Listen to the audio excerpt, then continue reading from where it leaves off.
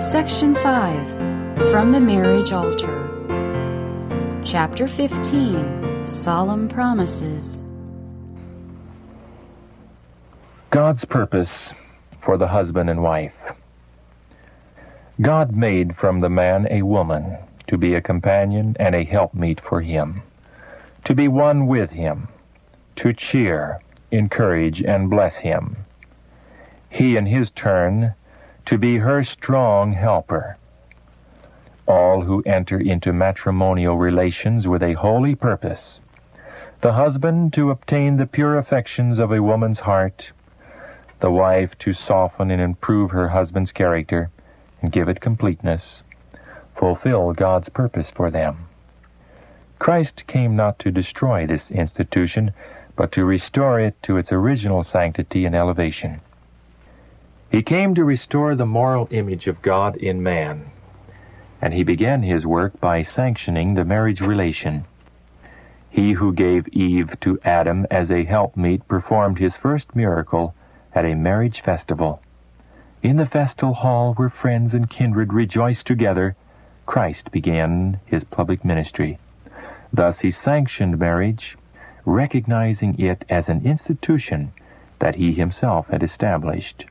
He ordained that men and women should be united in holy wedlock to rear families whose members, crowned with honor, should be recognized as members of the family above. The divine love emanating from Christ never destroys human love, but includes it. By it, human love is refined and purified, elevated and ennobled. Human love can never bear its precious fruit until it is united with the divine nature and trained to grow heavenward. Jesus wants to see happy marriages, happy firesides. Like every other one of God's good gifts entrusted to the keeping of humanity, marriage has been perverted by sin. But it is the purpose of the gospel to restore its purity and beauty. The grace of Christ, and this alone, can make this institution what God designed it should be, an agent for the blessing and uplifting of humanity. And thus the families of earth, in their unity and peace and love, may represent the family of heaven. The condition of society presents a sad comment upon heaven's ideal of this sacred relation. Yet even for those who have found bitterness and disappointment, where they had hoped for companionship and joy, the gospel of Christ offers a solace. The Scriptures state that both Jesus and his disciples were called to this marriage feast at Cana. Christ has given Christians no sanction to say when invited to a marriage, "We ought not to be present on so joyous an occasion." By attending this feast, Christ taught that he would have us rejoice with those who do rejoice in the observance of his statutes. He never discouraged the innocent festivities of mankind when carried on in accordance with the laws of heaven. A gathering that Christ honored by his presence, it is right that his followers should attend. After attending this feast, Christ attended many others, sanctifying them by his presence and instruction. Marriage ceremonies are made matters of display, extravagance, and self-indulgence. But if the contracting parties are agreed in religious belief and practice, and everything is consistent, and the ceremony be conducted without display and extravagance, marriage at this time need not be displeasing to God. There is no reason why we should make great parade or display, even if the parties were perfectly suited to each other. It has always seemed so very inappropriate to me to see the marriage ordinance associated with hilarity and glee and a pretense of something. No, it is an ordinance ordained of God, to be looked upon with the greatest solemnity. As the family relation is formed here below, it is to give a demonstration of what they shall be, the family in heaven above. The glory of God is ever to be made first. A wedding in Mrs. White's home. About 11 a.m. Tuesday, our large dining room was prepared for the wedding ceremony. Brother B officiated in the service, and it passed off nicely. The request was made that Sister White should offer prayer after the marriage ceremony. The Lord gave me special freedom.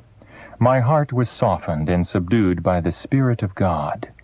On this occasion, there were no light jests or foolish sayings. Everything was solemn and sacred in connection with this marriage. Everything was of an elevating character and deeply impressive. The Lord sanctified this marriage, and these two now unite their interest to work in the mission field, to seek and to save them that are lost. God will bless them in their work if they will walk humbly with Him, leaning wholly upon His promises. The blending of two lives. These are remarks by Mrs. Ellen G. White on the occasion of a wedding ceremony at Sanitarium, California, in 1905. This is an important period in the history of the ones who have stood before you to unite their interest, their sympathies, their love, their labor with each other in the ministry of the saving of souls. In the marriage relation, there is a very important step taken, the blending of two lives into one. It is in accord with the will of God that man and wife should be linked together in His work, to carry it forward in a wholeness and a holiness. They can do this.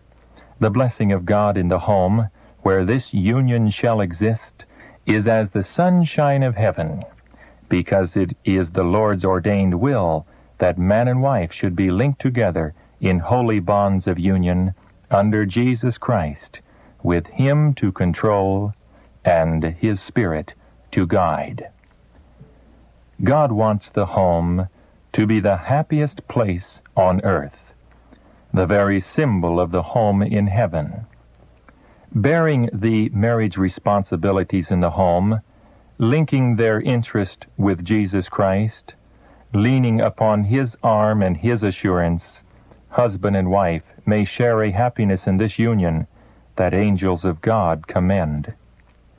Marriage does not lessen their usefulness, but strengthens it. They may make that married life a ministry to win souls to Christ, and I know whereof I speak, because for 36 years my husband and I were united, and we went everywhere that the Lord said, "Go." In this matter, we know that we have the commendation of God in the marriage relation. Therefore, it is a solemn ordinance.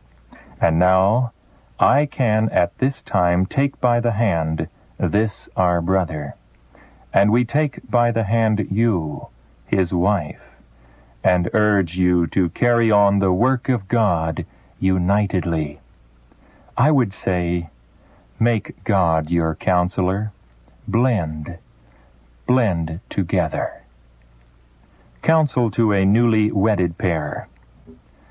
My dear brother and sister, you have united in a lifelong covenant. Your education in married life has begun. The first year of married life is a year of experience, a year in which husband and wife learn each other's different traits of character as a child learns lessons in school. In this, the first year of your married life, let there be no chapters that will mar your future happiness. My brother, your wife's time and strength and happiness are now bound up with yours.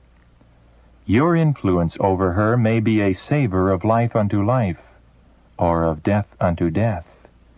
Be very careful not to spoil her life. My sister, you are now to learn your first practical lessons in regard to the responsibilities of married life. Be sure to learn these lessons faithfully day by day. Guard constantly against giving way to selfishness. In your life union, your affections are to be tributary to each other's happiness. Each is to minister to the happiness of the other. This is the will of God concerning you. But while you are to blend as one, neither of you is to lose his or her individuality in the other. God is the owner of your individuality. Of him you are to ask, what is right? What is wrong? How may I best fulfill the purpose of my creation? A pledge before heavenly witnesses. God has ordained that there should be perfect love and harmony between those who enter into the marriage relation. Let bride and bridegroom, in the presence of the heavenly universe, pledge themselves to love each other as God has ordained they should. The wife is to respect and reverence her husband, and the husband is to love and cherish his wife. Men and women at the beginning of married life should reconsecrate themselves to God. Be as true as steel to your marriage vows, refusing in thought, word, or deed to spoil your record as a man who fears God and obeys his commandments.